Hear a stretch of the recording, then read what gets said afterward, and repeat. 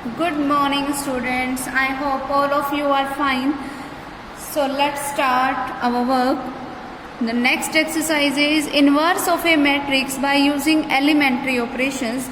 मतलब किसी मैट्रिक्स का हमें इनवर्स फाइंड आउट करना है, किसका यूज करके? एलिमेंट्री ऑपरेशंस का यूज करके। देखो 4.2 एक्सरसाइज जो अपन ने की थी उसमें हमने अलग अलग ऑपरेशंस लगाए थे। तो हम सिंपली ऑपरेशंस लगा के क्या कर रहे थे कि किसी एक मैट्रिक्स का डिटर्मिनेंट फाइंड आउट कर रहे थे, लेकिन अब हमने जो ऑपरेशंस लगाने हैं उसका यूज करके हमने किसी एक मैट्रिक्स का इनवर्स फाइंड आउट करना है। जो पिछली एक्सरसाइज की थी उसमें अपन ने इनवर्स किसी मैट्रिक्स का कैसे फाइंड आउट किया था? Adjoint of A divide by determinant of A करके।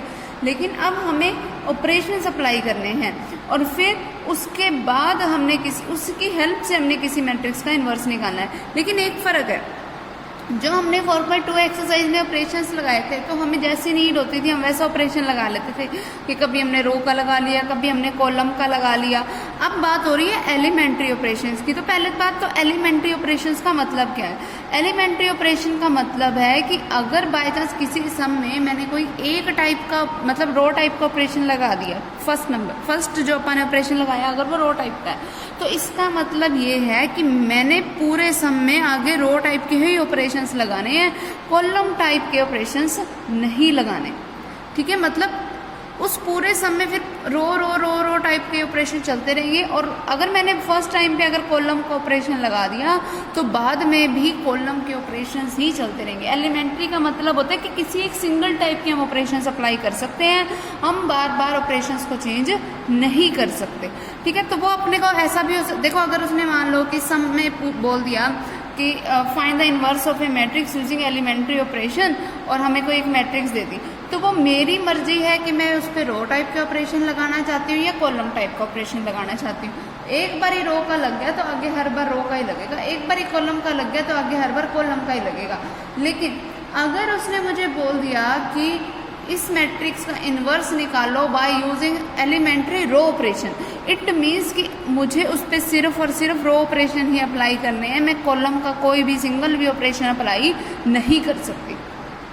ठीक है, अगर उसने मुझे बोला कि find the inverse of a matrix using elementary column operation, तो मैं सिर्फ कॉलम टाइप के ही ऑपरेशन अप्लाई कर सकती हूँ, मैं रो टाइप के ऑपरेशन अप्लाई नहीं करूँगी। ओके, ठीक है, तो अब हम ऑपरेशंस अप्लाई करते हैं अपने। देखो पहले इसी का जरा थोड़ा सा बेसिक समझो, बेसिक क्या है इसका कि हम कैसे इन्वर्स निकालेंगे। तो देखो हमें पता है कि किसी मैट्रिक्स, अगर मान लो कि ए हमारे पास कोई गिवन मैट्रिक्स है और हमें इसका इन्वर्स निकालना है, मतलब मुझे क्या निकालना है? ए इन्वर्स निकालना है। ठीक है, अब देखो अगर कोई एक ए टाइप की मैट्रिक्स है और अगर बी उसका कोई इन्वर्स है, अगर बी उसका कोई इन्वर्स है, मतलब इन्वर्स का तो मतलब क्या होता है कि अगर एक मैट्रिक्स की उसी की इन्वर्स से मल्टीप्लाई करो तो वो आइडेंटिटी बन जाता है, यानी कि 1 बन जाता है, क्योंकि अपने को पता है ना दैट 2 × 1/2 हमेशा किसके इक्वल आएगा? 1 के। तो मतलब अगर एक मैट्रिक्स की उसी के इन्वर्स से अगर मैं मल्टीप्लाई करूँ तो हमारे पास 1 बनेगा, यही बात है। ठीक है, तो अगर ए बी किसी आई के इक्वल है और अब मान लो मुझे इस बी की वैल्यू निकालनी, क्योंकि मैंने बी को क्या बोला? इन्वर्स ऑफ ए। ठीक है, अब मुझे ए इन्वर्स निकालना है, वो मैं कैसे अप्लाई करूँगी कि मैं ऐसे शुरू कर लेती हूँ। देखो अगर ए बी आई के इक्वल है तो मैं लिख सकती हूँ that I is equals to A B. वो तुम्हारी मर्जी है, ठीक है, जैसे मर्जी लिख के चलो कि अगर मैं लिख के चल रही हूँ that A B is equals to I. अब अगर मैं इसकी प्री मल्टीप्लाई करवा दूँ, pre multiply by A inverse, तो मतलब यही चीज़ मेरे पास बन के आ जाएगी, ए इन्वर्स इंटू में A B is equals to A inverse into में आई, ऐसा कुछ बनेगा। अब हमें पता है कि जो हमारे पास मैट्रिक्स की मल्टीप्लिकेशन होती है वो एसोसिएटिव होती है, तो क्या बनेगा? That A inverse into A into में B is equals to A inverse into में आई, मीन्स ए इन्वर्स बन गया। अब ए इन्वर्स इंटू में ए का मतलब क्या हो गया? आइडेंटिटी, इंटू में बी इज इक्वल्स टू किसकी हो गया? ए इन्वर्स के। ठीक है, तो इसका मतलब बी किसके इक्वल है? ए इन्वर्स के है। ठीक है, एक ये चीज़ ध्यान से समझो, यहाँ से मतलब मेरे पास क्या बना? A inverse. एक्चुअल में हमने जो इन्वर्स निकालना होगा ना वो टेक्निक चलेगी कैसे कि यहाँ पे ये मेरे पास ये गिवन मैट्रिक्स है, इज इक्वल्स टू में चलाती जाऊंगी, ये आई इंटू ये वाली आइडेंटिटी वाली होएगी, इंटू में मैं ए चलाती जाऊंगी। क्यों? क्योंकि मैं लिख सकती हूँ ना that A is equals to I A. फिर मैं इस पे ऑपरेशन अप्लाई करती जाऊंगी। जो ऑपरेशन इस पे अप्लाई होंगे सेम वही ऑपरेशन इस आइडेंटिटी पे भी अप्लाई होते जाएंगे। धीरे धीरे मुझे काम क्या करना होगा, इसी ए टाइप की मैट्रिक्स को मैं कन्वर्ट कर दूंगी किसमें, आई। जब यहाँ पे ये आई में कन्वर्ट हो जाएगा तो ये अपने आप से क्या बन जाएगा, ये वाली चीज ए इनवर्स इंटू में ए, क्योंकि दो मैट्रिक्स की मल्टीप्लिकेशन आई की इस ए को एज इट इज लिखना है। यहाँ पर मेरी मैट्रिक्स की फॉर्मेशन नहीं लिखनी। एक तरीके से मेरे पास ये कंडीशन चल रही है that A is equals to I A. फिर मैं इस पे ऑपरेशंस अप्लाई करूंगी अलग अलग तरीके से, और फिर मैं इस ए मैट्रिक्स को बाय अप्लाइंग ऑपरेशंस कैसी मैट्रिक्स बना दूंगी, आइडेंटिटी टाइप की। जब ये आइडेंटिटी टाइप की मैट्रिक्स बन जाएगी तो यहाँ पर जो मैट्रिक्स फिर जो रिजल्ट यहाँ पे इस आइडेंटिटी से ऑपरेशन अप्लाई करके जो बनेगा ना, वो मेरे पास काम किसका करेगा, ए इनवर्स का। ठीक है, तो वो जो रिजल्ट होएगा वो मेरे पास इनवर्स ऑफ ए होगा। ओके, इस तरीके से हम इस सम को सॉल्व करेंगे। अब देखिए हम इसकी एक्सरसाइज के सम स्टार्ट कर रहे हैं। देखो इसने हमें क्या बोला है, using elementary row operation find the inverse of the following matrix, कि एलिमेंट्री रो ऑपरेशंस का ही यूज़ करना है, मतलब मुझे सारे के सारे सम्स में, और हमें किसी भी एक मैट्रिक्स का इन्वर्स फाइंड आउट करना है। अब मान लो कि मैं कोई सम लेके चल रही हूँ दैट ए अगर मेरे पास ये है 6 1 11 2 इस तरीके से, ठीक। अब मुझे इस मैट्रिक्स का इन्वर्स फाइंड आउट करना है। अब मुझे जनरल प्रॉपर्टी तो पता है कि दैट ए किसके इक्वल होता है, आई ए के। अगर ए के इक्वल होता है तो वैल्यूज पुट करो, 11 2 इज इक्वल टू, अब आइडेंटिटी का मतलब क्या होता है 1 0 0 1, इंटू में क्या पड़ा है 8। अब हमें सम में बोला था, पहले तो मैंने इसकी जनरल डेफिनेशन लिख ली, फिर हमें सम में बोला था कि ना हमें इसका इनवर्स निकालना है using only elementary row operation. तो मतलब मैं सिर्फ रो टाइप की ऑपरेशन अप्लाई कर सकती हूँ। अब देखो मैंने बोला था तुम्हें इसके बेसिक में कि मुझे काम क्या करना है, इस ए मैट्रिक्स को कन्वर्ट किस में करना है, आइडेंटिटी मैट्रिक्स में। अगर इससे मुझे आइडेंटिटी बनानी है तो मतलब यहाँ मुझे 1 चाहिए और यहाँ क्या चाहिए 0, ऐसे ही होएगा आइडेंटिटी तभी बनेगी। ठीक है, तो यहाँ अगर मुझे 1 चाहिए, अगर देखो मैं इसकी 5 से मल्टीप्लाई कर दूँ सेकंड रो की और इसमें से माइनस कर दूँ तो यहाँ 1 नहीं बच जाएगा। तो करो, R1 पे मैं ऑपरेशन अप्लाई कर रही हूँ that R1 as R1 minus 5 times of R2। अगर मैंने ऐसा ऑपरेशन अप्लाई किया तो क्या बनेगा, देखो सबसे पहले मैंने R2 पे कोई ऑपरेशन अप्लाई नहीं किया, R2 को मैंने रख दिया एज इट इज। फिर अब देखो 6 में से अगर मैं माइनस कर दूँ 5 टाइम्स ऑफ R2 मतलब 5 टाइम्स ऑफ 1, तो क्या बनेगा 6 माइनस 5 जिसकी वैल्यू क्या हुई 1। आगे समझ। फिर उसके बाद यहाँ की वैल्यू के लिए 11 में से मुझे माइनस करना है 5 टाइम्स ऑफ R2, वो क्या है 2। 5 इंटू 2 का मतलब क्या होता है 10, तो ये क्या बन गया 1, तो यहाँ पे फिर से 1 बन गया।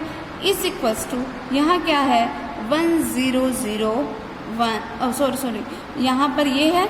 अच्छा अब देखो यहाँ पर मेरे पास सेकंड रो तो मैं एज इट इज रखूँगी, लेकिन फर्स्ट रो में तो मुझे इसके भी चेंजेस करने हैं। तो देखो अगर इस 1 में से माइनस करना है 5 टाइम्स ऑफ R2, 0 की 5 से मल्टीप्लाई कराओगे 0, 1 माइनस 0 1। फिर उसके बाद सेकंड वाला इस वाले एलिमेंट को देखो, यहाँ क्या है 1 की अगर 5 से मल्टीप्लाई करोगे और 0 में से माइनस करोगे तो 0 माइनस 5, यहाँ क्या बनेगा माइनस का 5। ठीक है, ये आ जाएगा, इतना हो गया। उसके बाद नेक्स्ट स्टेप, अब देखो मुझे करना क्या है, यहाँ पे 0 बनाना है ना अपना, क्योंकि जो आइडेंटिटी की जो जनरल फॉर्म होती है वो यही होती है 1 0 0 1, तो मैं वही बनाने की कोशिश कर रही हूँ इसको। अब अगर मुझे देखो यहाँ वाला एलिमेंट 0 चाहिए तो मैं इसको अब 0 कैसे बनाऊंगी, जब मैं सेकंड रो में से माइनस कर दूँ फर्स्ट रो को R2 as R2 minus R1।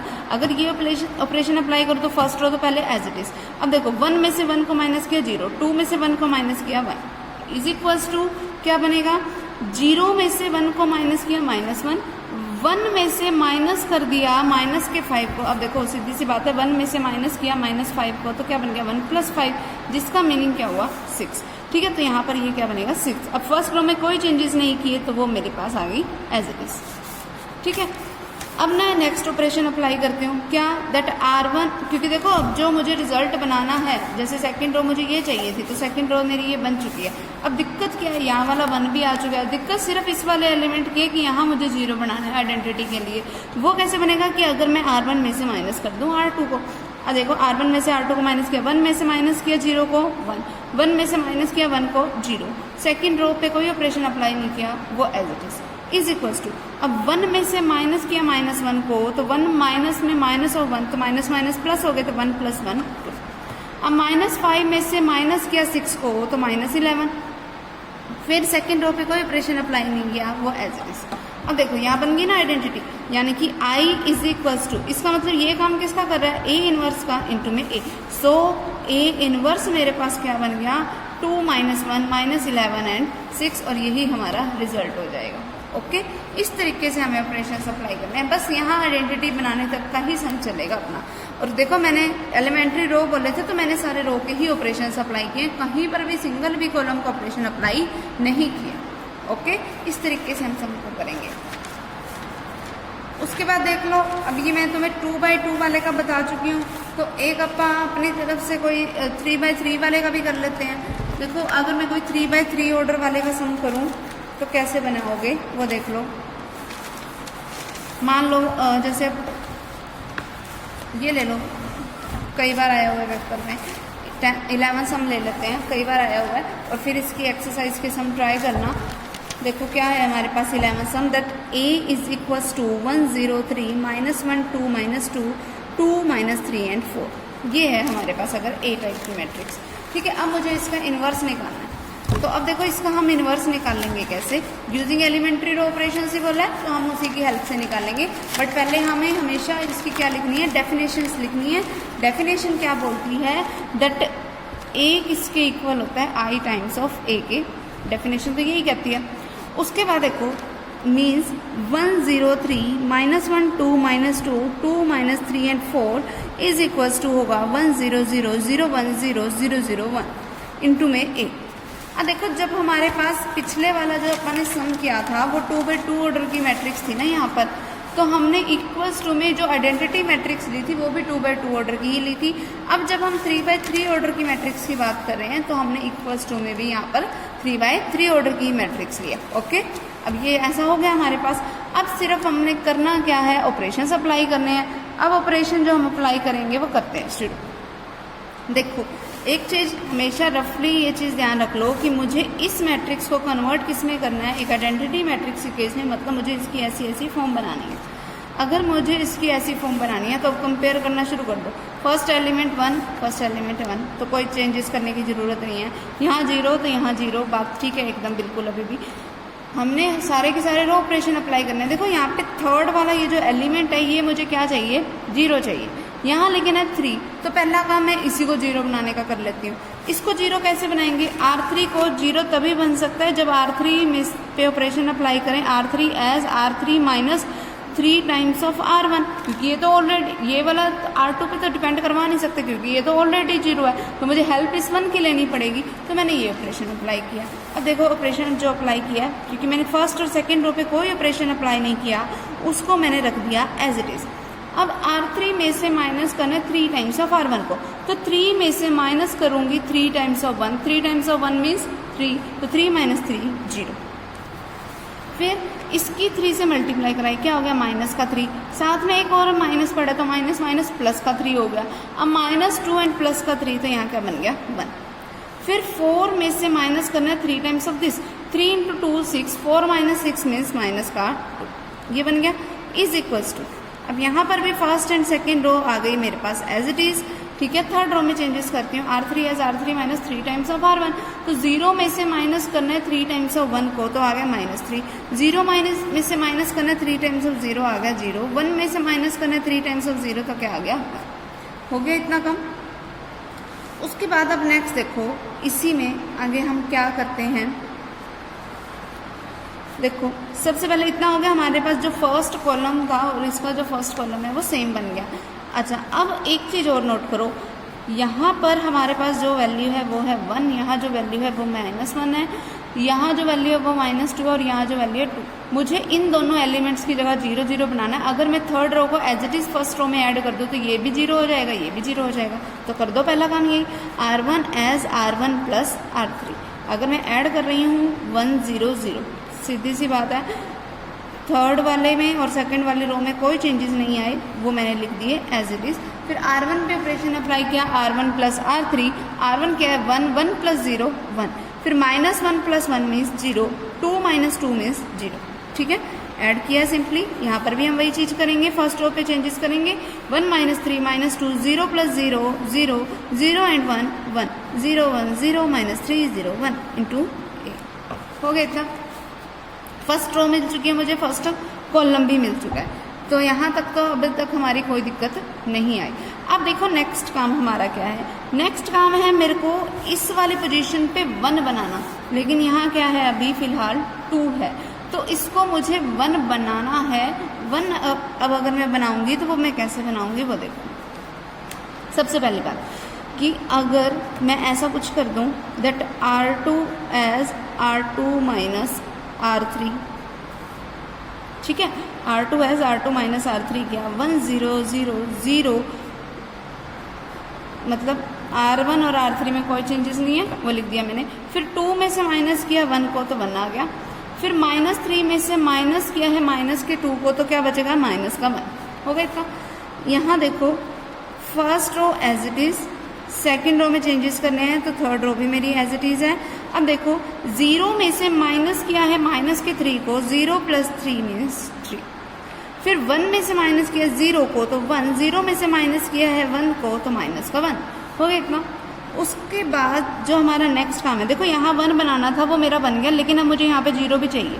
तो अगर R3 में से माइनस कर दूँ R2 को तो क्या बनेगा, R3 में से माइनस कर दिया R2 को तो यहाँ पे 0 बन जाएगा ना, तो वो बना दो। तो मतलब पहले फर्स्ट वाली row as it is, second row भी मेरी एज इट इज़ क्योंकि इनमें कोई चेंजेस नहीं किए।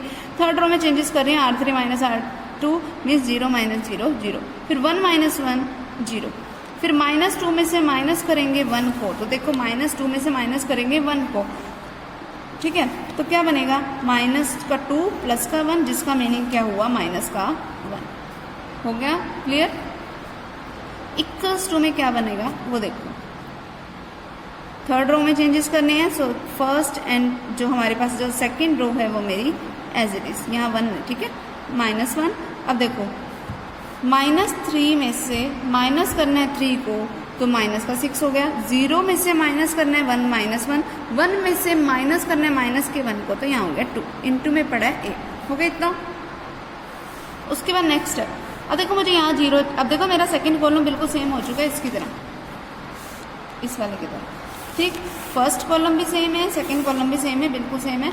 यहाँ 0 चाहिए, इसको 0 बनाओ पहले। इसको 0 कैसे बनाएंगे, देखो यहाँ -1 है, यहाँ क्या है -1।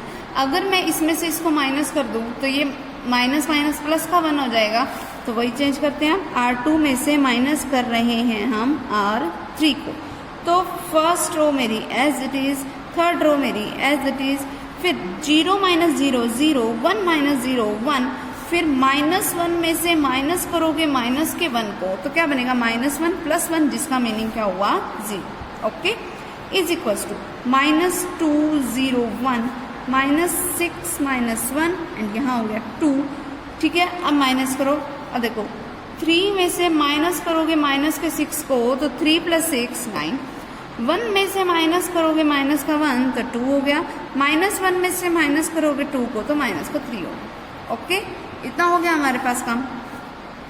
अब देखो सब कुछ सेम ऐसा बन रहा है। थर्ड वाले कॉलम के 2 एलिमेंट्स मेरे पास यहाँ बन चुके हैं, लेकिन यहाँ वाला एलिमेंट अभी माइनस का 1 पड़ा है, लेकिन जो मुझे रिजल्ट में चाहिए वो क्या है प्लस का 1।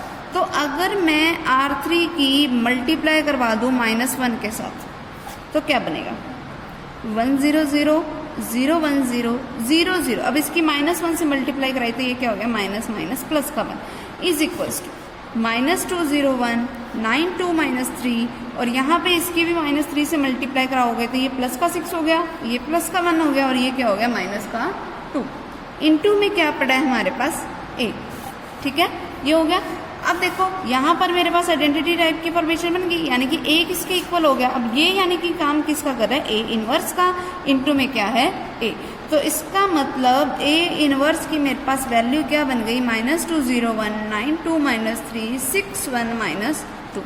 ये हमारा इसका आंसर हो जाएगा। इस तरीके से हम किसी भी 3/3 ऑर्डर वाले को भी चेंज कर सकते हैं। ओके, तो इसकी एक्सरसाइज के इसमें जो भी हैं वो हमारे पास यही इसी टाइप की ही सम है, तो इसको तुम ट्राई करोगे।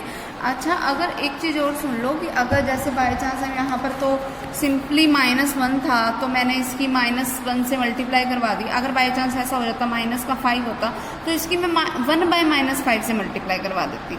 ठीक है, तो -1/5 से अगर मैं -5 की मल्टीप्लाई कराती तो माइनस प्लस हो जाता और 5 से 5 कैंसिल आउट हो जाता, तो 1 बन जाता। तो अगर बाई चांस किसी भी समय ऐसा कुछ बन रहा हो तो वो 1/5 से स्केलर क्वांटिटी से मल्टीप्लाई करवा देना और अपना आंसर निकाल लेना, कोई दिक्कत नहीं है।